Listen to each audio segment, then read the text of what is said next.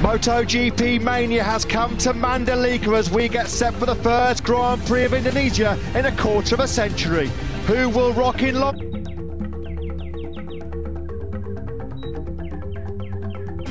It's time to race in MotoGP.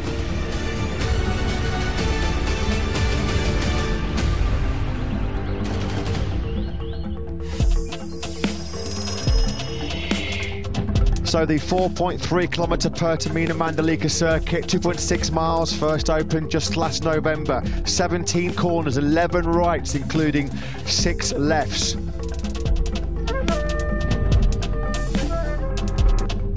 Comparatively low top speed, 193.3 miles an hour, 311.2 kilometres.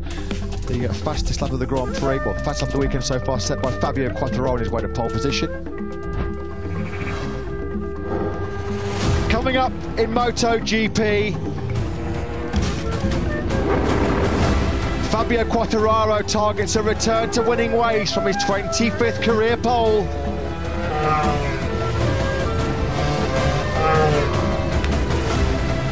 Can Jorge Martin be the master of Mandalika as the Spaniard starts second? Will Pramac Power propel Johan Zarco to the podium as he starts on the front row? And sadly we're missing Marc Marquez, sidelined after a big crash in the warm-up earlier on today.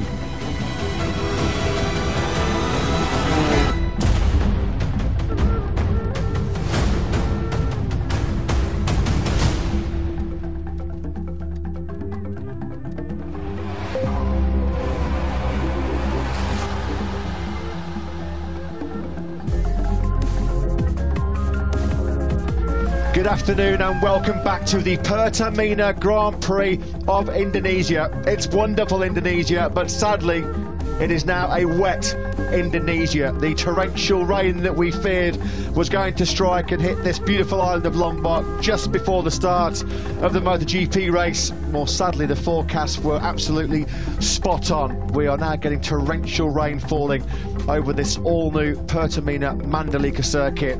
It's cooled it down to 26 degrees air temperature, 89 degrees on track. Will that 13 miles an hour wind blow away some of this heavy rain? But that graphic is pretty much spot on. It is very heavy rain. We are just for about 30 minutes. Long years. Our last visit to the Central Circuit in Jakarta back in 1997, and there's been some major breaking news just before our coverage of this round 2 of 2022 got underway. If you joined myself, Matt Burt, Lewis Sotheby and Simon Crafar for the 20-minute warm-up session at the start of proceedings this morning, well, Marc Marquez, the 8-times world champion, had a monumental high side, and unfortunately just a few moments to go, as these live pictures show just how torrential the rain has become here in Lombok. Marc Marquez, the 29-year-old Spaniard, unfortunately ruled out of what was already a shortened Grand Prix. This, of course, was news broke just before the start of the Moto2 race recently. That was shortened from 25 to 16 laps. The initial race distance for MotoGP was 27 laps, but as you can see, reduced to 3/4 distance due to track conditions. Franco Ancini, talking to MotoGP.com earlier on today, said we've decided to reduce the race distance to preserve the track conditions because of the asphalt. It's been extremely hot throughout this weekend. Of course, we know there was issues with the surface pre this weekend after the test in February. The Pertamina Mandalika officials did a great job to resurface from turn 17 through to turn 5, but it's the poleman, Fabio Quartararo, the world champion, seeking shelter is going to get a proper soaking here on that short run to the back of the Monster Energy Yamaha garage. As we said though, sadly no Marc Marquez, but Fabio Quartararo's had a fantastic first visit to Indonesia. Lewis, top Friday, top Q2 on pole position, then quickly see this morning warm-up as well. Just the weekend up until this morning, I suppose, that Fabio Quartararo needed. He was hoping for better here, having suffered badly in the first.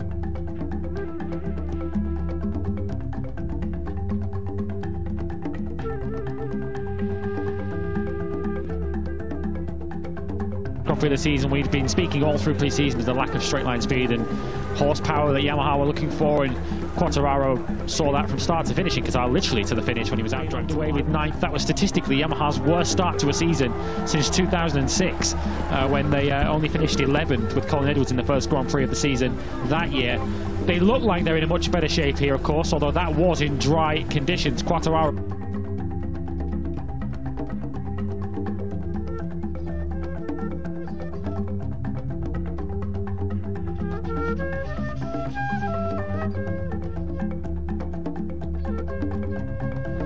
it's got so dark here, we've even had to turn on the lights in the commentary box. Really has gone quite bleak, unfortunately, Lewis.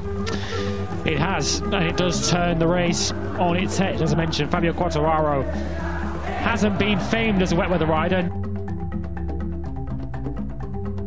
nor has that Yamaha necessarily been notorious for finding its best form in wet conditions. Quartararo did get 3rd place in that flag-to-flag race at home at Le Mans last year, but we saw particularly at Misano, it was the whole reason why he had to make that roaring comeback for the World Championship from 15th on the grid in Misano, just because he could not get to grips with the wet conditions there, all the in-between conditions, but there's certainly no in-between in this. It is fully wet. Here's the man who will certainly feel this is an opportunity, Johann Zarco. The Ducati, of course, often goes well in the wet. Zarco, too, goes well in these conditions. He was 2nd in that race I just mentioned a moment ago at Le Mans last year. Of course, Johann Zarco, 225 Grand Prix starts, 85 of them in the MotoGP class, still chasing that first MotoGP victory. Could these conditions provide him with the opportunity he needs to break that duck today?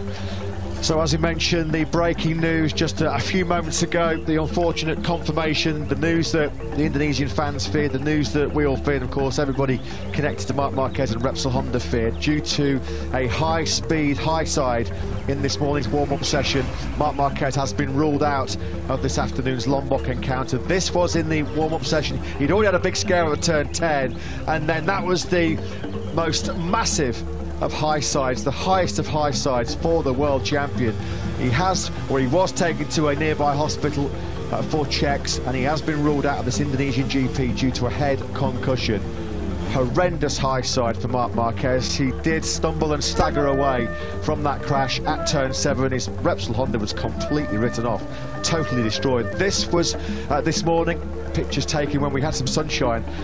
Seems like a long time ago now on race day here in Lombok. Taken to the medical centre, accompanied by MotoGP medical director Dr. Angel Sharchi. You can see there a very pensive looking and apprehensive looking Emilio Alzamora on the scooter. Alberto Puz there, the HRC team manager. At this stage, of course, they'd be hoping that Marc Marquez would be declared fit, but they would have seen the pictures like we all did. Clearly he'd taken a whack to the head in that horrible crash, and unfortunately it's the worst possible news that we wanted to bring you. Marc Marquez has been declared unfit. He will not take part in what is going to be a very wet 20-lap Indonesian Grand Prix. Here's Maverick Viñales then. He starts, well, he will start now 18th on the grid. It was due to be 19th. In fact, no, on our timing screens in front of us, they have now updated the grids and removed Marc Marquez from it. So 19th on the grid for Maverick Viñales. Had a tough weekend and a tough start to the season for him. Not sure how he'll feel about these conditions, Maverick Viñales. And Aprilia as a whole, Aleix Espargaro, another rider who's certainly produced some standout, eye-catching wet weather performances in the past. As we look at the factory Aprilia, no doubt being ready. They'll no doubt keep the bikes prepared as well for the eventuality of a flag-to-flag race. Although, as I mentioned not so long ago, the grip levels in the wet are very good here. But in terms of it drying out to the stage where you can put slick bikes out on track, it's much more of a long way to get to that stage. So I'm not so sure, unless we do see delays to the start, that we're looking at a flag-to-flag race. It will be a full wet race. How will Joan Mir feel about that? Not really had any kind of feeling in the dry conditions right throughout the weekend. He likened it to Portimao 2020, the race following his World Championship success in Valencia, where he was nowhere right throughout the weekend. Some perhaps at the time thought that was perhaps due to a bit of a hangover from having won the World Championship. He just didn't have the feeling around that circuit all weekend. Joan Mir saying that he just can't find a setting. He feels like he's constantly on the limit. He had a crash, of course, in Q1 yesterday as well. As the safety car begins to head round, and confirmation on your screen, the race is delayed due to weather conditions. It was due to get underway in 25 minutes time. That will now be pushed back. Of course, any further information on when the new start time will be, we will of course let you know as soon as we do. Yeah, there's no way they can start this Grand Prix, Lewis. While you were just talking now, I sort of poked my head through the window of our commentary box and I can see standing water forming at the back of the grid. So no surprise whatsoever that the race has been delayed. We were hoping that the race would get underway at the scheduled time of 3 p.m. local time, but the safety car with Loris Capirossi and Franco Ancini, the safety delegates, long-term safety delegates, of course, associated with the MotoGP World Championship. They've been out in the BMW safety car, and there are some concerns about standing water. So as soon as we do get any updates and some concrete information on when this already shortened to 20 laps Indonesian Grand Prix will get underway, of course, we will let you know. So what a dramatic race day we've had already here in MotoGP. The race shortened due to track conditions. Now we've got this torrential rain, which is going to further delay the start. Sadly, we're going to be missing Marc Marquez as well. Here's Enea Bastianini then. What a start it was to life as the Gresini Ducati rider. Emotional scenes, a stunning first victory in MotoGP for the Italian. Fought his way through on that medium rear tyre. He's been so good throughout his career in Moto3, Moto2 and in MotoGP. Tyre preservation, that was always going to be key in Qatar. It was going to be key, we thought, in the dry conditions here in Mandalika, but not in a million years are we going to get a dry race. And as Lewis mentioned, there'll be a few nerves, anxious moments now for Fabio Quartararo, because he has had one weak area in MotoGP in his career. It has been in mixed conditions and in full wet conditions. Rest assured it will be a full wet Indonesian Grand Prix. Yeah, Enea Bastianini, then the reigning or the current World Championship leader who we saw on screen. Of course, he won't have all that experience in wet MotoGP races. If we cast our minds back to Le Mans, the flag-to-flag race we had last season, Enea Bastianini finished 14th in that race. Once the pit lane does open, just to flag up what's going to happen when we do get to the stage where the race is going to get underway, we'll have a 15-minute race start procedure from the point of pit lane opening up. So once we do get the notice that this race is going to get underway, we hope it'll be a rather fast turnaround to get us off and running for this 20-lap Indonesian Grand Prix. As mentioned, as soon as we have information on that, we'll let you know. But just to confirm, a 15-minute grid procedure, so once pit lane is open, we'll be off and running soon after that. I have to say, as we look inside the Pramac Ducati garage off into the distance, it doesn't look like there's going to be any quick break in the cloud cover over this Pertamina Mandalika circuit. The rain was due to come in at about 3 p.m. local time. Sadly, it's come that a little bit earlier. There is Jorge Martin's position on the grid. Let's pop down to pit lane. Simon Crayfar's managed to grab a word with Tech 3 KTM boss Hervé Poncharal. His men now, Raul Fernandez and Remy Gardner, promoted up to 20th and 21st on the grid. Simon, down to you. Yes, I've been stalking a few team managers, but they've been hiding in the back of boxes. But I saw Hervé trapped on the pit wall while it was, in the little cover there, and he couldn't escape. So Hervé, please tell us what it's like for you guys going through this, at the moment. I see it looks like they're setting up one bike for wet, one bike for dry in most garages. Tell us your feelings right now. First, I will never escape. Anytime you want to see me, I'm here. I will never be hiding, Simon, you know that well.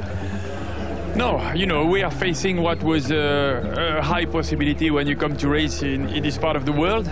Especially, if you start at 3 p.m., the possibility of a heavy shower is even more.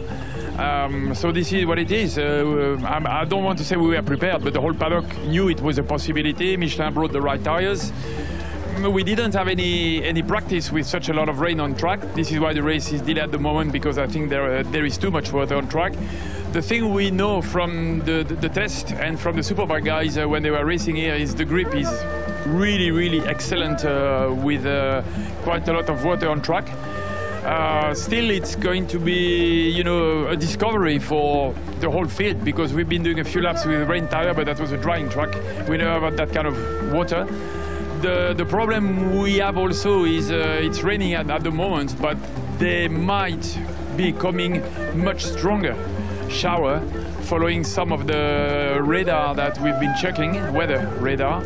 So at the moment, you know, we just have to wait, and you know, I'm not in a position to tell you more, because although I love to predict the weather, here it's a bit difficult, a bit tricky.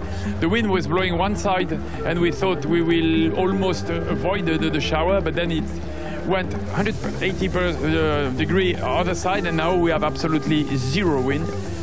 So we just got to wait. Yeah, we are prepared for any condition. I mean, any condition. We are trying to have both bikes on different settings, which is what we have to be doing. They still have start delayed. You know, they first put 5 minutes, but I think now it's unknown time for start of the race. We just wait. You know, I think the most important is to go out on track to have a proper race with you know, enough safety. Hervé, while we have you, you're in your second race with these two rookies, you know, Raul Fernandez, Remy Gardner. Watching from the outside, it kind of looks like I imagined, you know, their personalities, the way they go about things. Raul looks like impatient, he wants to go fast, and, you know, and he's ragging that thing. Remy's kind of methodically working away, going better and better, did a great first ride, and that's only looking from the outside. I'm standing in pit lane, but I'd love to hear from the inside. You know, first, I think this weekend we've been a lot more competitive than what we've been doing in Qatar. It's a shame, but this is also experience that we couldn't use the qualifying well. You know, both Raul and Remy wanted to get a tow, and everybody was slowing down, so we only did one lap. You know, the second run we haven't done any time lap, so the grid position could have been slightly better. But no, I was a little bit not scared, but you know, I didn't know what to expect, because we know Raul is hot, we know Raul is exceptionally talented, and you know, he's from south of Europe, so you know. But I have to say that even after Qatar, where he ended up, let's say, last, he took all the positive out of it. He told us, you know, Brad Binder finished second, so I know the potential of the KTM is high. He's a potential winner. So this has been really good to me, and I know now, instead of trying to adapt the bike to my riding style, I've got to change my riding style and adapt it to the bike, because I trust the bike. The whole weekend has been fast, pushing quite hard. I think the worst was the qualifying, but we know the potential is here. But I mean, he's okay. He's okay to handle, and for sure he wants to do more, but he understands there will be a time to learn and understand. On Remy's side, this is a dream, you know. Remy is a no worries guy. You know a bit. You're coming from New Zealand, and it's not far from Australia.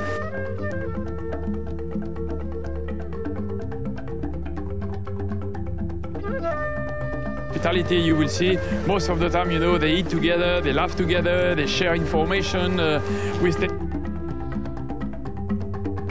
at the same hotel, of course, you know, the whole team, and they were playing together by the pool. So no, at the moment there is a great atmosphere in the team, and you know, it's only round 2, but I think you know, the idea, as for any rookies team, is to learn step by step and to improve.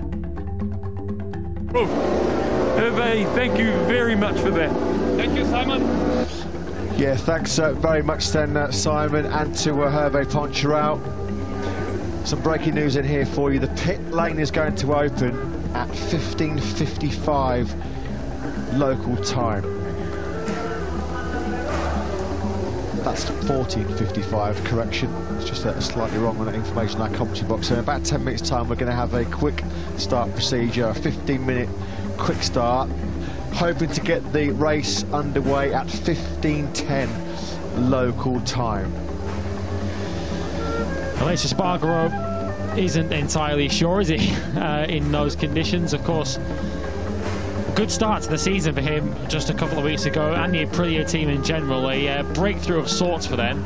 There's the correct timings for the anticipated start of the race. Apologies for the error on our timing screens, which were giving us a little bit of a fear that we might have to talk for another hour, which of course is not what anybody watching wants, when we'd rather watch motorcycles go on the racetrack. Of course, we'll update you on any changes again to that schedule as we go. But as mentioned, a really good start to the season for them.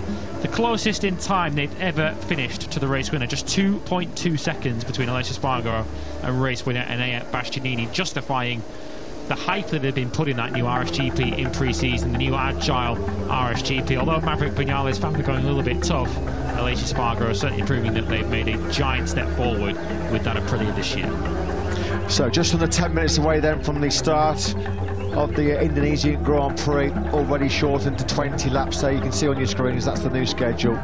3:10 local time the race will start. There's Miguel Oliveira on the factory KTM. You can just hear there the huge claps of thunder off into the distance. Reigning world champion Fabio Quartararo just trying to get some instruction as the race has been declared wet. You reckon? That is no great surprise, is it? As the International Race Teams Associations, that's Danny Aldridge just coming down there, the technical director of IRTA, coming down to have a little chat with world champion Fabio Quartararo.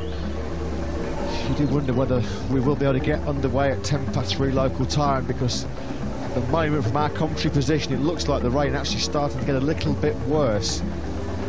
Bagnaia having a little pre-race discussion with Jack Miller. As we mentioned, it was a disappointing start for the Ducati Lenovo team in Qatar a couple of weeks ago. Nil point. Bagnaia crashing out from a lowly battle for 9th place, and also unfortunately wiping out Pramac Ducati's Jorge Martin.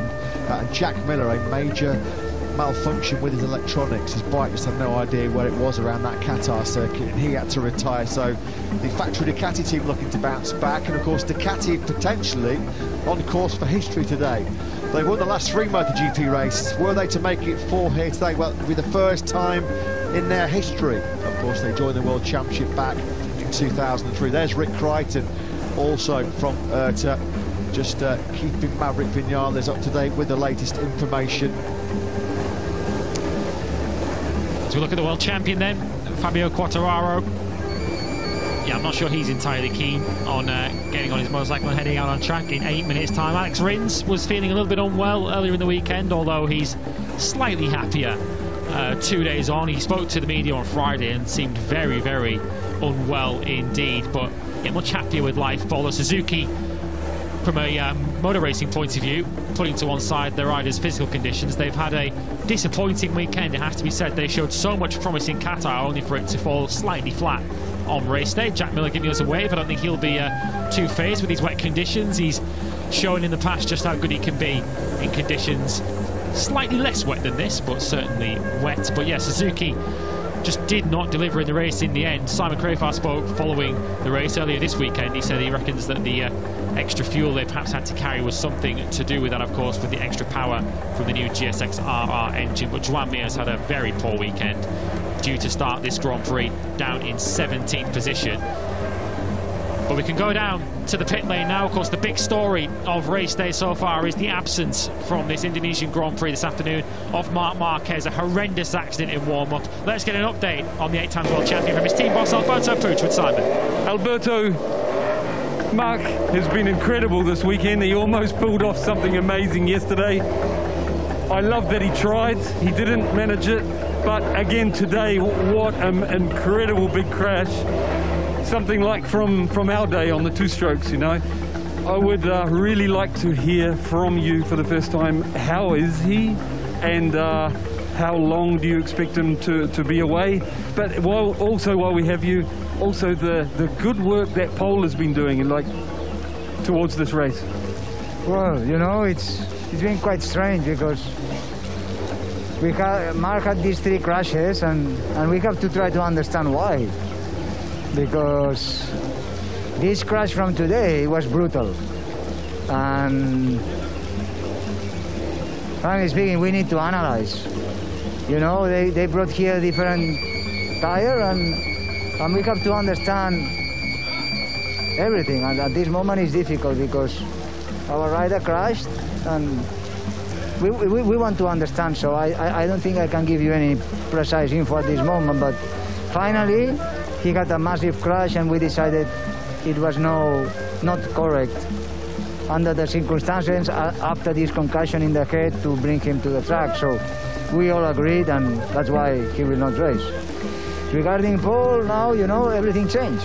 We have been here always with good weather, and suddenly we have a thunderstorm, so it's like completely new paper. We start from zero, and I think the rain, the wet races are different, and you need a special ability for this. Some guys take more risk, but it's very important to see the real condition of the track, because if it's wet, it's one thing.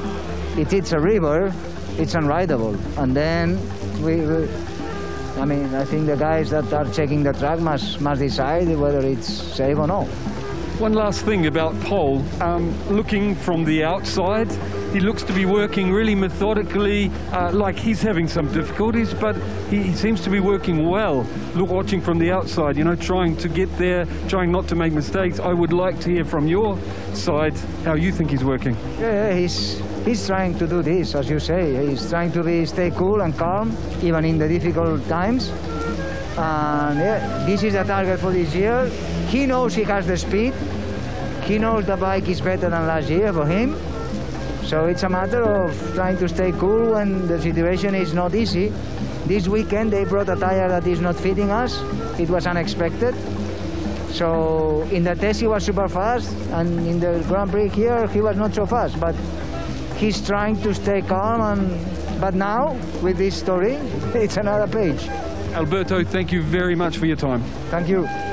Yeah, thanks, Simon. Thanks to Repsol Honda team manager Alberto Puig for coming to talk to us there after that horrible crash which has sidelined Marc Marquez from this Grand Prix. There is further updates then on the bottom of your screens. I'm sure you saw that during Simon's chat with Alberto Puig. These current track conditions at the moment means we have a further delay. We were hoping to have the pit lane open at 14:55 p.m. local time for a 15-minute start procedure, hoping to get the race underway at around 15:10 local time, but that is currently not possible as the BMW safety car and yet more claps of thunder punish our eardrums in our headsets here. We've seen some lightning bolts off into the distance as well at the moment. Tranmere, the 2021 MotoGP World Champion, he's looking all pretty relaxed about it, isn't he? Happiest he's looked all weekend, isn't it? As you can see, the standing water, that's slightly off the racetrack. That's in between turns, the inside of turns 6 and 7. See that through there, Lewis, that even the four wheels of the BMW safety car, it was hitting standing water and starting to aquaplane. So let's hope and pray that we get some kind of break in this torrential rain, which at the moment has forced the delayed start of our first Indonesian Grand Prix in 25 years. We've waited so long. The Indonesian fans have waited so long for this moment, and unfortunately the weather not playing ball right now. Of course, we're in a tropical climate, tropical part of the world. We can have weather conditions like this, but to fall, what, just 40 minutes away from the scheduled start of the MotoGP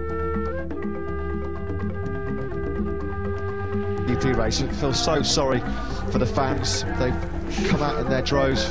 Yeah, that's what you need, isn't it? You need flippers and a snorkel for Mandalika right now. Fabio Quartararo set to start this Grand Prix from pole position. We saw a short moments ago of Marco Bezzecchi, who's due to start from 13th on the grid. What a good weekend he's been having, although his qualifying session perhaps didn't end as he'd intended, of course, with the crash in Q1, when he was certainly fancying his chances of getting through into the top 12. I think he's impressed us all right throughout his short fledgling MotoGP career so far. He was generally the fastest rookie in pre-season testing. He was leading the rookie challenge by quite some margin in Qatar before crashing out of that Grand Prix. And then, of course, right throughout the weekend, he's looked pretty good. In FP4, of course, he was fastest for a lot of that session before being pipped in the end by Franco Morbidelli, and a crash in Q1 denied him the chance to compete in the top 12. But he's certainly a rider who's shown in the past that he's got a level of wet weather ability, and he's shown over the course of his MotoGP career, of course, just how much talent he's got. Let's quickly pop down for some more reaction right now to the current state at play here in Mandalika. Sadly, we're not building up to, 5 minutes away from the race start, as we'd hoped to do at this stage. It's been a pretty difficult weekend for the factory Suzuki team, with problems with rear grip for Juan Mir. Alex Rins climbing up his sickbed to get himself on that third row of the grid. Let's hear the thoughts of Suzuki ex-Star. Boss Livio Supo. Down with Simon. Yeah, for the recent MotoGP fans, Livio will be new, but Livio was around a lot of years before and has a lot of experience, seen a lot of things. Livio, can you tell us what the team is going through at the moment and how the weekend's been going until now? Well, in reality, there's nothing more we can do than wait and see what happened. Clearly, the track at the moment is not in a condition you can race. We are waiting information from IATC. But really, of course, bikes are already set up for the wet, but there's nothing you can really do at the moment. When you say bikes, you change both machines for both riders, or you change just one? One, but then we will see. Okay. And Livio, the weekend until now, I spoke to you in warm-up this morning, but it was a little short chat. Can you tell us, the listeners, how it's been going until now for Suzuki? And did you find the answer you were looking for in warm-up? I know you'd made some setup changes, especially to Joan Mir's machine. Yeah, let's say that the new rear structure of the tire has had an influence, especially on Joan's riding style. I think at the end it's more a riding style than bikes. That's my feeling, personal feeling. This morning he improved the feeling, so sure is an improvement comparing with Friday and Saturday. While Alex, the position on the grid is not perfect, but his feeling was never bad. This morning he changed the bike. He tested in the second exit. He tested with a medium tire. It didn't feel good.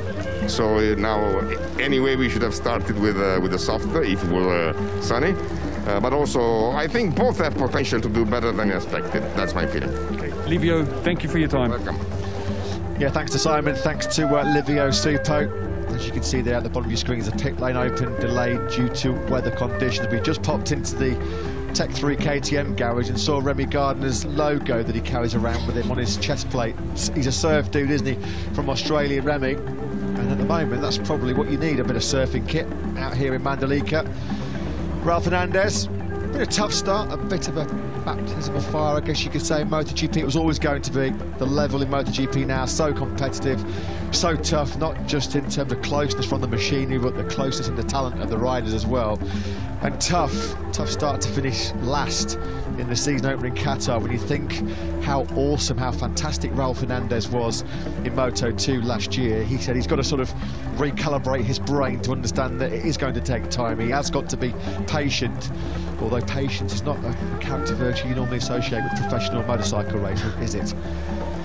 No, and the rookies specifically have got a bit of experience, not just this weekend, but generally in the wet conditions. We did have a bit of wet weather, as you can imagine, in the part of the world that they were testing at Sepang in the first pre-season test. We saw rain on the final afternoon of the three-day test there, and the rookies, with the exception of Fabio Di Gianantonio, who was slightly unwell at that point, they all got some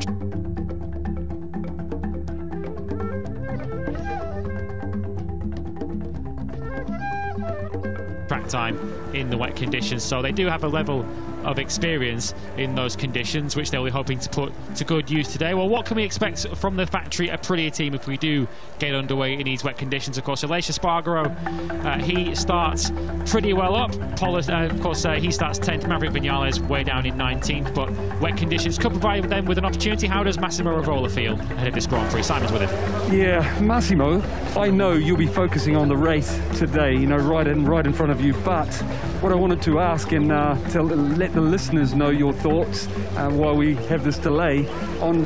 I've been watching obviously closely the last few years, and Aprilia is taking steps forward non-stop, really impressive. And I've been saying on our shows that I believe now that the rest of the paddock, there'll be quite a few riders genuinely interested in riding your machine. I think it's got to the level now, it's proving to be competitive everywhere. I'd really like to get your thoughts on it. Well, thanks first of all, Simon. It's nice to have this kind of feeling, and it's nice that you guys have this kind of feeling. I think that, if there are some riders interested, that's fine, but we have also very good two riders, and I hope to keep them for the few years, I hope so. By the way, every year we are doing a small step forward. We are getting closer and closer. Still is not enough. And once we will reach the top, for sure sure it won't be enough, because everybody are pushing like hell every year and actually every race. So I'm confident we are working fine. We need to get Maverick getting the feeling, as actually today in the warm-up he got the right feeling. He was P2, but also the rhythm he had was quite good. Aleix was as well also very, very good and consistent. So to be honest, for today I was hoping for a long dry race. It doesn't look like it's going to be like that, but let's see. I mean, we are ready. I mean, we know that we are part of the game. We are in the game and we want to play. I saw Maverick had 2 setups one on each bike, and was it a setup change that helped him find the feeling he wanted? Yeah, we did a setup change today to try to get a better feeling, and it worked. I think now Maverick is in a phase where we need to get his feeling before getting the best possible bike. First we need to get his feeling, and this morning it worked. So it's a bit of a pity that he cannot prove during the race that the changes were fine on a dry condition, but we'll see. At least we did a step for sure. Last question is, have you used this latest machine in the wet before? No, never. I don't think many of us did it. So, well, if we manage to race at some point today, I think it's going to be very interesting. Massimo, thank you very much for your time. My pleasure. Yeah, we should actually congratulate Aleix Espargaro on the subject of Aprilia. Aleix Espargaro, if you've been following him on social media earlier this week, he sent out a bit of a call to arms to the Indonesian fans to try and get him over the 1 million Instagram followers mark. He promised to give away his helmet, almost to the point to throw it into the crowd if he made it. He started the week 60,000 followers away, and we're delighted to say that with a day or two to spare, Aleix Espargaro succeeded. The Indonesian fans tipped him over the 1 million followers mark. So should we get underway and should this race take place and Aleix Espargaro reach the finish of it, those fans could be lifting their hands ready to catch Aleix Espargaro's crash helmet in an hour or two's time. Yeah, good job by Aleix Espargaro. And finally, after all the delays, we did eventually get the pit lane rubber duck. It was bound to happen, and finally Suzuki, they didn't let us down, did they? Well, those beaches have been beautiful, sun-drenched and sun-kissed all week so far. Unfortunately, just at the biggest moment of the weekend. Right now, we'd be thinking or hoping we'd be calling the second or third lap in the first Indonesian Grand Prix for 25 years. But at the moment, all we can do is look skywards and hope that at some point the rain will abate and we're going to be able to get a shortened 20-lap race underway. The pit lane, as we said, it has been delayed due to the weather conditions. The opening of pit lane, it was due to be open at 14:55. That was about 7 minutes ago, with an ideal delayed race start of 3:10 local time. And as you can see, that will not be currently happening. As soon as we have any further information about a potential race start, of course, you'll be the first ones to know. Fair play to the fans as well. They're sticking it out, they're persevering. I guess you could say in this part of the world they're used to this kind of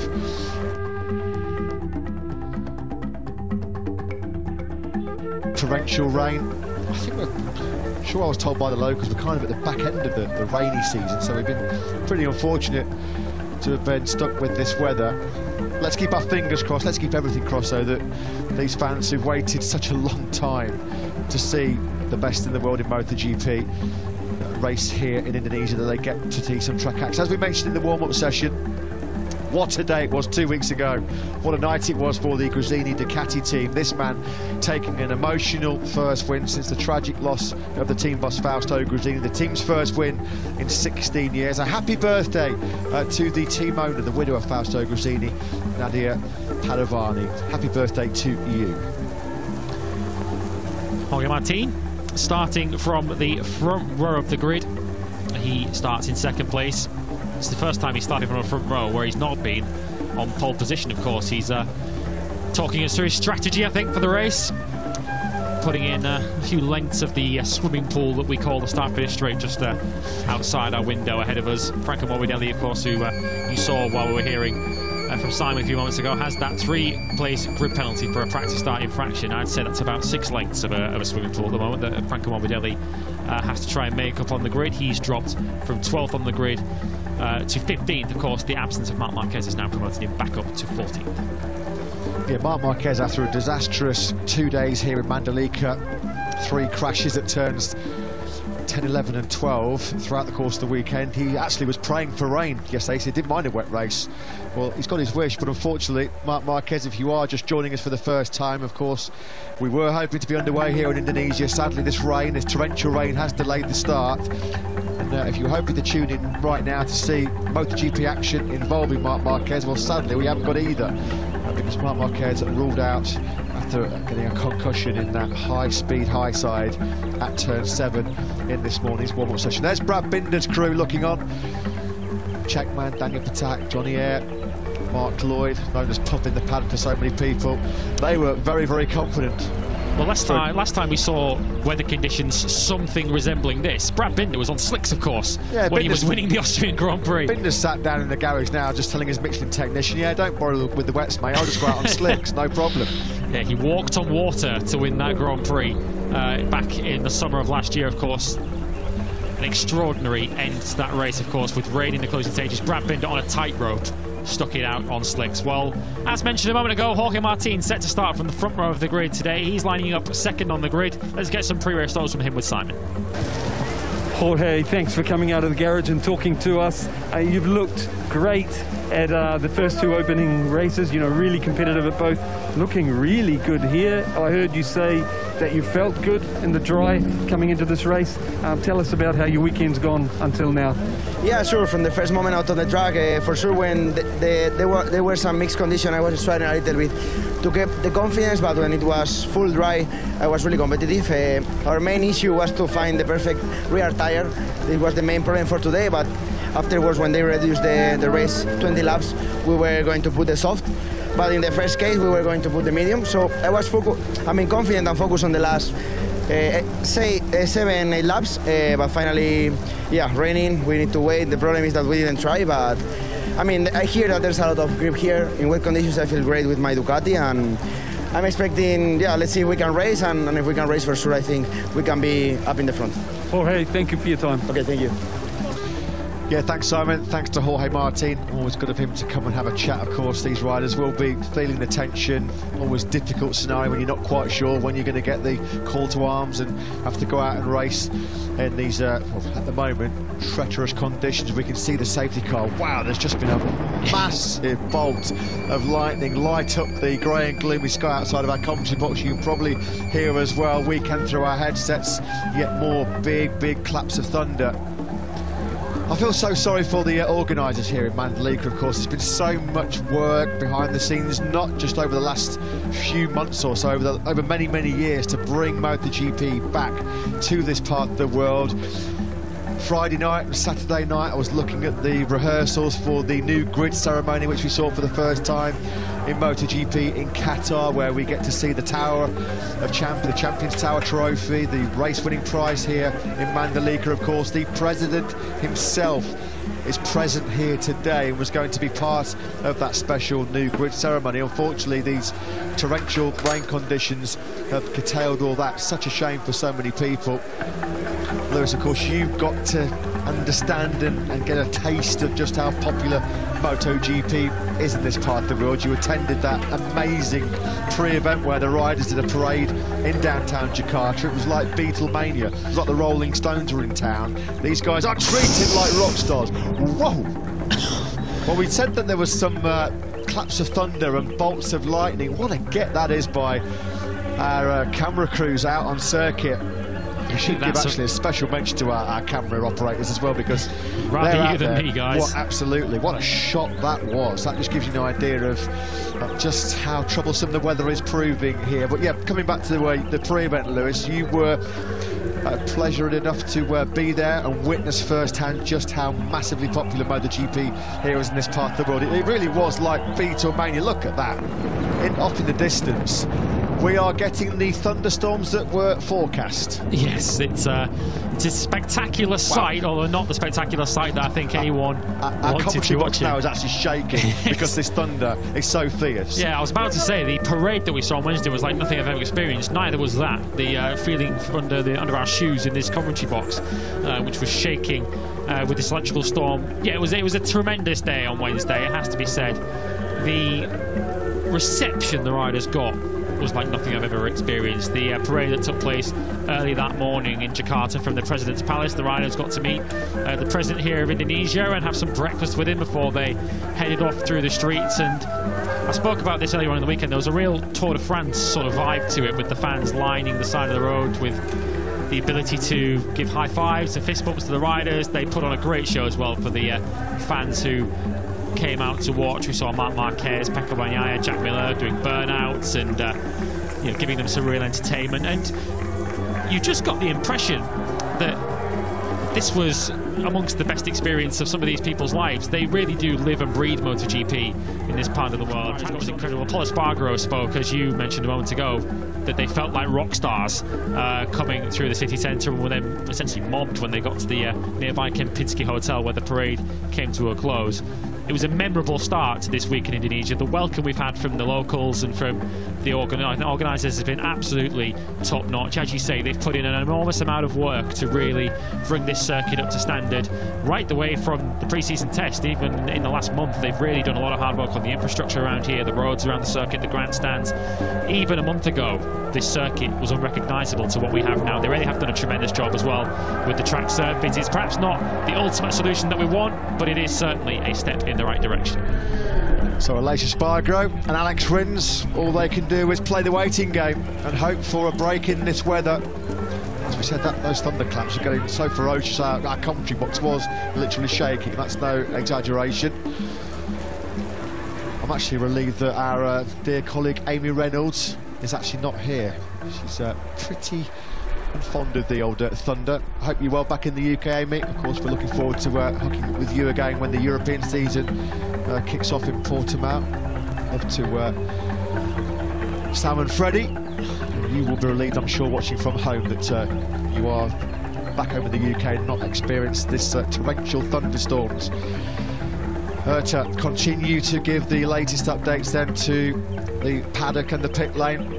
Fabio Quartararo still just trying to keep himself cool, keep himself relaxed. Will he hopefully get to start from his first pole position since the Catalonia battle in Barcelona last June? Now that here we go then. The pit lane is not going to open until 15:45 local time at the earliest. So the next update we are going to get will be in 25 minutes. So obviously, as you'd expect, the race organisers, the Mandalika organisation, in cooperation with the FIM, with Dorna and IATA, they are giving ourselves the best possible chance of having this Grand Prix of Indonesia to take place. But the pit lane will not open then now before 15:45 local time. There's going to be constantly two this year. A truly brilliant performance in Q1 yesterday by Fabio Di Giannantonio, only beaten by Pecco Bagnaia. When you looked at the list of names that were behind Diggi, it was a truly astonishing performance to get himself through into Q2. He was due to start the race from 11th place. Let's hear from the Gresini man down in pit lane with Simon. Fabio, your effort yesterday in qualifying made us all smile. It was pretty impressive considering the amount of time you've had on a MotoGP bike. I'd like to ask you, well, I'd like to hear what that was like, you know, putting that lap together, and what it's like sitting here about to go out in a wet race soon, and you've never ridden in full wet. So tell us about those things. Well, I was so happy about yesterday because from Qatar we did a great step on the setup of the bike, and I was really confident, especially on the front, so I could push really hard on especially in the qualifying for time attack. Honestly, in Q2 I was not, let's say, 100% because I did the FP3, FP4, Q1 also in Q2, so I was a bit tired, honestly. For this also I couldn't reply the 31.6 of the Q1, but yeah, it was a great lap, honestly. I was super happy about that. And yeah, I'm here waiting. Honestly, it's a pity that at the moment we cannot race because the conditions are what they are. But I'm just waiting. For sure, before a race, you are always so focused and try to be in the zone. But now everything is a bit lost, you know, because we are just waiting. We don't know what to do. Maybe we go out, maybe we go in, maybe we cannot go. It's a pity. And also, I would like to race in a normal condition, with wet, but normal condition, because I would like to try the MotoGP bike on rain. But at the moment, seems a bit too much, let's say. Fabio, I imagine the team have and Ducati have so much experience in the wet, they just put a setting that they tell you will work. Do you have any input on how you want the setting, or you just trust them and go ride it? Well, for sure we start from our base setup of the dry, and we do all the modifyings for the wet. But honestly, I don't have any feedbacks. Also, then said to me, go out and enjoy, because we don't know anything. So also for me, it will be my first time, and yeah, I'm waiting. Fabio, thank you for your time. Good luck this afternoon. Thank you. Thank you. Scenes you didn't expect to see at 3:15 on race day Sunday at the Indonesian Grand Prix. The entire pit lane is giving this lady an audience here. Well, to be honest, let's hope this works. Apparently this is a local rain ritual. Desperate times and all banish that. away these clouds. Let's hope this lady's efforts pay off, because we all want to see a MotoGP race take place here in Indonesia. Well, if the rain stops and we do get a race, she should get the 25 points, quite frankly. Yeah, absolutely. She'll get a special award at the end of the season from the FIM and from Dorna. Let's keep our fingers crossed that we are going to get the race that we've all come here for, the first Grand Prix of Indonesia in 25 years. There you can see there at the bottom of your screens, pit lane will not open before 15:45 local time.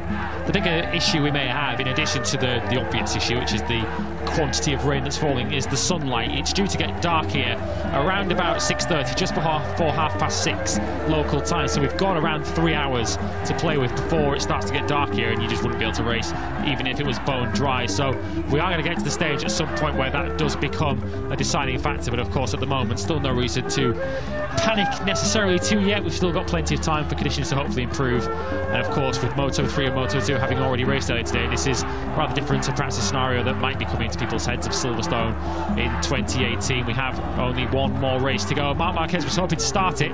Speaking to our colleagues at The Zone with Spanish TV, he's been speaking that he feels good, a little bit stunned, but he is okay. Of course, we saw Marc Marquez on his feet and, of course, heading to the hospital via the air ambulance, but under his own steam, on his own 2 feet. We of course hope to see Marc Marquez back in action in 2 weeks' time when we return to Termas de Rio Hondo for the Argentinian Grand Prix, another circuit much like the race that follows that, the Circuit of the Americas, for the Grand Prix of the Americas, 2 circuits that Marc Marquez has had great success at in the past. Yeah, good to hear. Marc did make his way back to the paddock, and he was able to talk to Spanish TV, as Lewis said. He was stunned. We've all been stunned by his crash-strewn weekend in here. That bruising crash in the warm-up session this morning at turn 7, when he was violently flicked a good 15 feet in the air. I mean, it was one of the worst crashes I've ever seen, and I've been around this MotoGP paddock since 1996. The good news, of course, was that Marc was relatively okay. He was concussed. The bad news rolled out of this Indonesian Grand Prix, which at the moment, unfortunately, has not yet got going. We are waiting patiently, as is the entire pit lane, hoping and praying that we will get the race action underway as soon as we possibly can. There's Razlan Razli, of course. Lynn Jarvis there looking on as well. Will Fabio Quartararo get the chance to start from that pole position? The 1:31.067 that he set just over 24 hours ago now, as yet another big bolt of lightning illuminates the sky out of our commentary box position here. And then again, there's another big clap of thunder. Unfortunately, the forecasts were absolutely spot on. When we walked into the media centre this morning around 7:30 a.m. local time, the first journalist that came up to me went, "Hey Matt, you do realise that there's going to be thunderstorms at about 3 o'clock this afternoon?" And I was trying to be as optimistic as I possibly could and said, "Hey, yeah, but we know how quickly the weather can change in this part of the world." Sadly, for once, that forecast was absolutely bang on the money. Let's pop back down to pit lane again and talk to Simon Craig. I'm delighted to say he's grabbed the quick word with Aussie Jack Miller. Down to you, Simon. Jack, you're famous for being able to adapt quickly to changing conditions. Can you give us a bit of a run through how the weekend felt until now and what you're hoping for? Yeah, the weekends felt all right. I mean, starting 9th on the grid definitely wasn't what I was after yesterday in qualifying, but that's what I think some areas will become dry towards the end of the race. But no, fingers crossed it just stops now and we can get back underway. Jack, thanks for your time. Good luck. Right, thank you. Yeah, thanks Simon, thanks to Jack Miller, yeah, echoing the sentiments of all of us here in Indonesia. We do hope that we can get underway. If you are just tuning in, we have a delayed start. Fabio Quartararo is not obviously expecting any action soon. He's got back in his team clothing. Oh, dearie me. Terrible mistake. Was that his ice cream? Oh dear, that's the first mistake Fabio Quartararo has made all weekend so far. That's a little bit of a red-faced moment for our pole man and our reigning world champion. Now, this lady is doing some sterling work now. She's been out on the grid. She is trying to banish away this rain. We sincerely hope it does work, as Fabio Quartararo makes his first mistake of the weekend, dropping his ice cream tub. Let's hope it's the only mistake he makes of the weekend as well. Nothing that the riders and the teams can do, of course. All they can do is wait patiently and hope that we do get a break in this torrential rain. Pre-race, it was looking very, very good for Ducati. They had 2 bikes on the front row. 4 bikes that qualified in the top 6, including round 1 winner, Enea Bastianini. We've already heard the thoughts of the Ducati Lenovo rider, Jack Miller. Let's pop back down to Simon, who's got sporting director Paolo Ciabatti with him. Down to you guys. Yeah, I was just saying to Paolo, we've been talking a lot about conditions and that already. What I would love to hear from Paolo's point of view is your 8 very impressive Ducati riders, you know, some rookies, some very experienced. I'd love to hear your thoughts on each of them if you have time. Yeah, sure. I think we have plenty of time. Let's hope the rain stops pretty soon and we can have a race today, because so many spectators and the president of Indonesia is here, so we must have a race, I think. What can I say? I think we were impressed positively by all the riders, obviously starting from Enea. You know, he did a fantastic job in Qatar, riding impressively. It's his second season in MotoGP, but for sure to be able to qualify good and then to be so strong in the race and make no mistakes was amazing. Unfortunately, if we talk about Pecco and Jack, obviously Pecco had that crash. You know that we were trying a few things during the weekend, so probably our riders lost a little bit of confidence, so they couldn't really feel comfortable on the bike. And from Jack's side, unfortunately, he had an electronic problem, so our fault. Here, I think we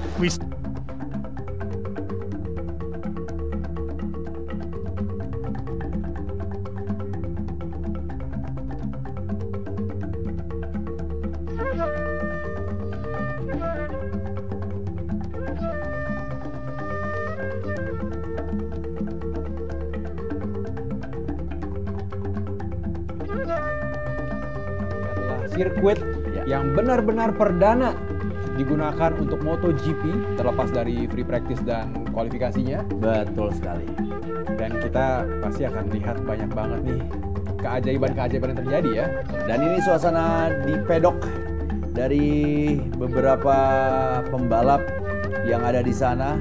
Juan Mir, yes, Suzuki yang akan memulai dari posisi ke-18. Than the 21 bike, but have you found the direction now? Do you believe? Yes, as you know, there are 3 different options of Ducati engines available this year. There is a 21 version, which is what really totally transparent. It's so difficult to improve an engine like the engine we were using last year, because it already reached a very high level of performances. So obviously engineers always try to do a little bit better, but sometimes the difference is really small, so it goes back to the feeling of the rider on that engine more than on the actual performance. Paolo, thank you very much for your time. Thank you. Thanks to Ducati Lenovo team manager Paolo Ciabatti with Simon Crafar. We just saw there is the president of Indonesia. That's how big this event is for the nation of Indonesia, Mr. Joko Widodo, present, hopefully to see some premier class race action here. The local announcers are doing their best to keep the fans entertained. We've just heard them there, I think, just singing the national anthem. Of course, this was a man who rode with 20 riders on that special parade in Jakarta, which Lewis attended. Gave us a real insight and a real flavour into just how popular MotoGP is in this part of the world. It's great to have Mr. Widodo here present for what we hope is going to be a landmark and milestone day for Indonesian motorsport. A landmark day, of course, for MotoGP as well. When we do get underway here in Lombok, we will not see Marquez in action. Got to say, they're doing a pretty good job of keeping up their spirits, Lewis, here, because we've had a pretty lengthy delay. We should have been underway in MotoGP nearly half an hour ago now, but the crowd are still enjoying their day out. Yeah, I guess they'll say if we've had to wait 25 years for Grand Prix motorcycle racing in the Premier Class to return to this country, what's another couple of hours? Pol Espargaro starting. Well, when we got on the plane to fly out here to Indonesia, we certainly didn't expect Pol Espargaro to be lining up 16th on the grid for this Grand Prix. Of course, the changes to the tyres, Michelin bringing this stiffer construction of tyre, the different casing to deal with the heat that we were expecting here in dry conditions, has certainly caught Repsol Honda out. Pol Espargaro was fastest on 2 of the 3 days at the pre-season test here back in February. Really, really competitive in just about every condition on all days. But Espargaro, once we arrived here in Indonesia, hasn't been able to enjoy the same kind of feeling at this Grand Prix, and was rather critical of Michelin. Of course, Michelin having to make a decision based on the 3 days of data that they had at the test. They decided that they had to bring this different casing of the rear tyre. They were fearful of the heat and of blisters causing them some real problems. We had track temperatures mid-60s centigrade on Thursday here at the Pertamina Mandalika circuit, so you can understand why Michelin were a little bit concerned and a little bit cautious. But Pol Espargaro was saying that their bike simply wasn't made for tyres like the ones that we have here that haven't been run since Buriram in 2018, and it simply caught Repsol Honda out. Yeah, just a little update from some of our Indonesian colleagues who've been messaging a media WhatsApp group that the MotoGP media keep involved in. And apparently that lady who we saw on the grid was what they call in these parts of the world a rain handler. It's a term for people in Indonesian society who are believed to be able to control the rain or the weather. Generally, rain handlers control the weather by moving clouds. They service they usually use for big events such as weddings, musics and concerts. Well, let's hope the rain handlers manage to handle this weather. That's a great embrace between two men who've done so much together to bring this sport that we love to a country that loves our sport, MotoGP. Dorna CEO, of course, Carmelo Espeleta, embracing and having a conversation here with Mr. Joko Widodo, the President of the Republic of Indonesia. These two men, of course, have worked tirelessly behind the scenes for weeks, months and years to bring MotoGP back to Indonesia. There were 2 Indonesian Grand Prix at the Central Circuit near Jakarta back in 1996 and 1997. Popularity of MotoGP in Southeast Asia has ballooned and rocketed over the last 20 years or so. I remember going to Malaysia and Sepang when Sepang was first built back in 1999. They struggled to get 10,000 fans through the gate. Now you can get 150,000 fans coming to Sepang. It's always great to have international races, to bring the sport to new audiences, to bring the sport to where they love MotoGP. Of course, we race in Thailand, we race in Malaysia, we race in Japan, in this part of the world, and we're hoping that we get to race in Indonesia in 2022 as well. Stick with us, be patient.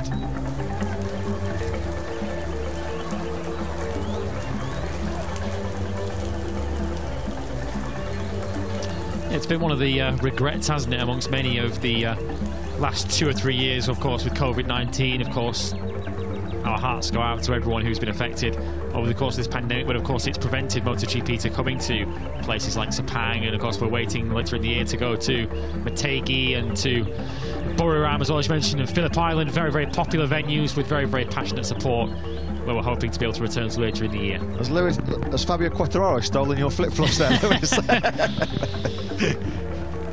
It's the right size feet, I have to say. He does like the old rascal clobber. Yeah, although I think given the size of my feet, my shoes more resemble canoes, which will be quite useful actually in conditions such as these. So I think I'd be well set. Get your flippers and your snorkel out. I think that's what you need. Well, here's an onboard lap with the difference then of the Pertamina Mandalika circuit. You're inside the safety car heading into turn 1. You can see on screen the standing water still on the circuit. It's difficult to really tell from this camera angle whether the conditions are easing or not. Just popped out of the commentary box around 10 minutes ago and the rain was still falling very heavily indeed. Of course, they're trying to clear some of the water, do whatever they can, of course, so that once conditions, if they do improve to the stage where we can go racing that track conditions don't take too long to sweep up and clear some of that standing water away. So they're really working round the clock here to keep the track in as good a condition as possible. So once we do get notice that a race start could be possible, that quick restart procedure, that 15-minute start procedure, can be commenced.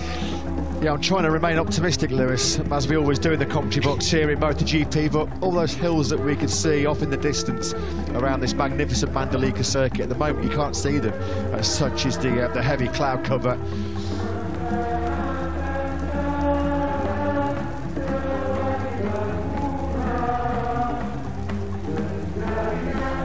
The local authorities and the local organisation, as we said, they're doing their best to keep the fans entertained in the grandstands. This is Franco Uncini and Loris Capirossi.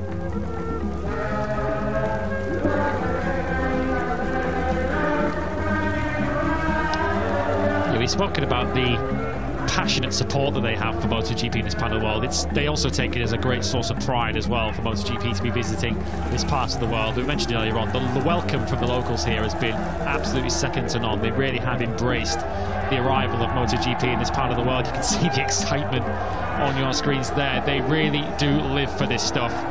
I never thought I'd come to a MotoGP race in Indonesia on a stunning island like Lombok and go out for dinner the first night like we did as a big group, Lewis, to a Mexican restaurant where I was being talked in a Cockney slang by one of the waiters. His Cockney was better than mine, to be honest. Top man, as you say, we've had such a fantastic reception here in Indonesia. It's a long, long wait that we've had to endure before the World Championship came here 25 years ago. That's such a long time ago. That was my second season in the paddock, 1997. Blimey, I was a whippersnapper back then, 24 years of age. I feel like a proper old man now. So I wonder what the debrief will be then as they return to the pit lane. Of course, we're expecting perhaps the next update very, very shortly. Well, it's a bad sign, isn't it? You can just see the pace of those windscreen wipers on the BMW safety car. That gives you an indication of just how strong the rainfall is still falling. Franco Uncini and Loris Capirossi, they've done a fair few laps out there already, haven't they? So there's a further update then that's just filtering through from race direction. Initially, the pit lane wasn't going to be open before 15:45 local time. It's now 15:36. That's been pushed back by a further 15 minutes at least. The pit lane will not open before 4 p.m. local time now. So that's about another 23 minutes away. As we say, we'll keep our fingers crossed that by that stage of proceedings, there will have been some break in this weather, and we will finally be helped to hear those 300 horsepower MotoGP bikes fire up and power around what will be a wet Mandalika circuit. But let's hope that these fans get what they've come to see. This man fighting hard to retain his MotoGP World Championship crown. Fabio Quartararo's changed into his civvies, so he's not expecting a restart anytime soon. Of course, he's got half an hour to play with as the Indonesian fans start to show us some of the moves, whether that's a dance move or whether he's simulating twisting the throttle of a motorcycle. I'm not entirely sure, but either way, some quality dad dancing to fill your time, and it's certainly entertaining. Fabio Quartararo, I'm not sure whether he's going to engage in a dance-off with this guy. He is a little bit. He's showing some of his own moves. Brilliant. Absolutely brilliant. Fabio loving it. We're certainly loving it. That's going to help ease the tension and ease the stress that will inevitably going around. Yeah, you're famous. You've had your moment in the spotlight here in Mandalika. He's got some moves, that guy, hasn't he? There's nothing going to dampen the enthusiasm of that man laying there down the gauntlet, in the blue t-shirt. Can we have a dance-off, please, between that man in the crowd and Fabio Quartararo? Come on, let's have a Strictly Come Dancing show getting underway here in Mandalika. How come it's taken us so long to find this guy? Absolutely brilliant, loving it. We've loved life in Lombok. Yeah, come on, let's keep going. Superb. Fabio Quartararo, he absolutely loved it. Come on, Fabio, we need to see your moves. We know you've got great moves out on circuit. Let's see some off-track swagger. Come on, we know you've got it. We know you've got those moves in you. Oh, he's not going to do it, is he? Maybe we'll see them on the podium later on if he ends up there. Yeah, absolutely. Maybe he's a little bit too frightened of being shown up by the guy in the crowd. Some refreshments being taken on board by our round one winner, Andrea Bastianini. Is Is he going to get the chance to add to his 25 points already collected in Doha?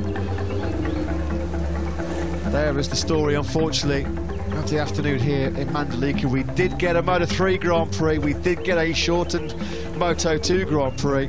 Clouds that had started to close in on us, they were going to have an impact on the start of this MotoGP race, and unfortunately that is exactly how it materialised, how it panned out. So that's the latest info that we have. Bang up to date on your screens there at the bottom of your picture. The pit lane will not open before 4 p.m. local time.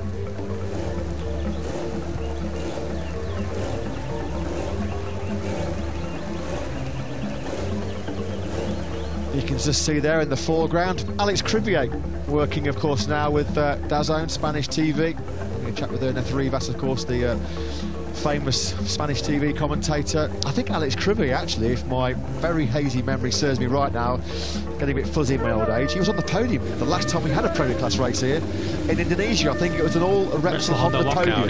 Yeah, in Sentul. The race was won by Tadayuki Okada from Mick Doohan, with Alex Cribier in third place. So Alex Cribier knows what it takes to get a podium finish around in this part of the world. Finally, better late than never, at least we've got a MotoGP bike engine fired up in pit lane. Let's hope that bike is going to get ridden in anger at some stage. We're 20 minutes away from the next update. Pit lane will not open before 4 p.m. local time. Well, you can see everyone obviously huddled up under the shelter. They've been using that shelter all weekend to really keep themselves out of the sunlight and keep themselves in the shade through practice. Me and our colleague Matt Dunn walked down pit lane on Thursday lunchtime, and they had fans outside all the pit boxes to try and keep everybody cool. It's certainly been the heat that's been the main challenge provided by the weather this weekend. Of course, that was the cause of the initial delay or the initial shortening of the race distance. Let's head down into pit lane. We've already seen a very relaxed Fabio Quartararo down in pit lane, enjoying some of the scenes in the grandstands. Let's hear the words from his team boss, Maio Meregali. He's from side. Maio, this must be heartbreaking for you, you know, seeing the rider, your rider, come through practice qualifying as the favourite, really, and especially in my eyes, I really thought he was the man to beat. The only one looking like on rails here when everyone else is struggling, and now it's rained and changed everything. Please give us your thoughts. Yeah, it's a really pity. We are, as you can imagine, disappointed also because we did a 3-day test here 4 weeks ago. We did a really good job. We prepared this race in the best way as possible. We started very well. Morbidelli, for me, he could also start from the first row without the crash yet in qualify. Now, basically, we throw away all the data we gather in 5 days, basically. But I'm really now doubting if we can start, because apparently the tarmac doesn't drain. There is a lot of water, so I don't know until when we will be able to postpone the start of the race. Getting back to Morbidelli, I was really happy to see the old Franco flashes of him come back. From inside the box, do you feel he's back on track? Yeah, definitely. He's very happy now. Every time he wants to push, he's fast. He got back the confidence, the speed. Even in Qatar, for me, he looked much better compared to the winter test, and here even more. It's for sure a good and important point for us, because now we can really compare the two rider data during the race weekend, and as you know, one can push the other one, and that's our aim. Maio, thank you for your time, and I hope you get to go racing. Me too. Yeah, thanks to Simon, thanks to Monster Energy Yamaha team manager Maio Meregali. It was a real tough start, wasn't it, for the factory Yamaha team, Yamaha in general, a couple of weeks ago over in Qatar. Fabio Quartararo, what a difference a couple of weeks can make. It kind of just shows the unpredictable nature of this year's World Championship. The world champion struggling, 9th place and over 10.5 seconds back of this man in Qatar, yet he comes to a brand new circuit here in Mandalika and has kind of the least of all problems with this new harder casing Michelin rear tyre. He was looking forward to making the soft rear work in dry conditions, which unfortunately we are not going to get, of course, because even if the rain stops, it's not going to dry up sufficiently quickly enough for a dry Indonesian Grand Prix. That's sort of expression there, the raised eyebrows from Malaysia Spargaro's crew chief Antonio Jimenez there. The body language as well, hand on hips, kind of sums up where we're at really, unfortunately, here in Indonesia. Everybody just playing the waiting game and looking skywards and keeping close eyes on the weather radars, the weather technology. Can we glean anything from that little map there as we again look at all the local dignitaries? I really do hope that we can get some MotoGP race action in here, because it would be the perfect way to end what's been such a brilliant weekend all round. As Lewis touched upon, we had a fantastic welcome when we first arrived here in Jakarta, the parade of 20 riders with President Mr. Widodo. It was like rock stars, wasn't it? And this was all part of what we hoped was going to be a really special grid ceremony to kick off the Indonesian Grand Prix. We saw the special grid ceremony for the first time precede the Qatar Grand Prix a couple of weeks ago. It was a real nice new feature. Even though they can't go on the grid and they can't perform out on the circuit, well, the band are still going to play the Indonesian national anthem. So myself and Liz will just pause for a couple of moments.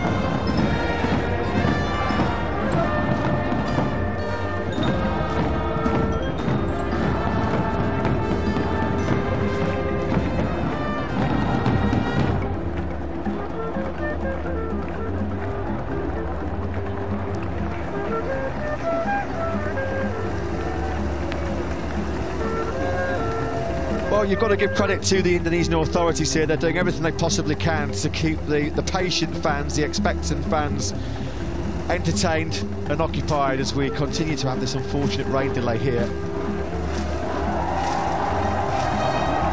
The race, of course, should have been over by now. Unfortunately, still waiting. We'll take another quick breathe as well and soak up what hopefully is the pre-race atmosphere of this marching band. Aku berdiri jadi pandu hidupku, Indonesia kebangsaanku, bangsa dan tanah airku. Marilah kita berseru, Indonesia bersatu, hiduplah tanah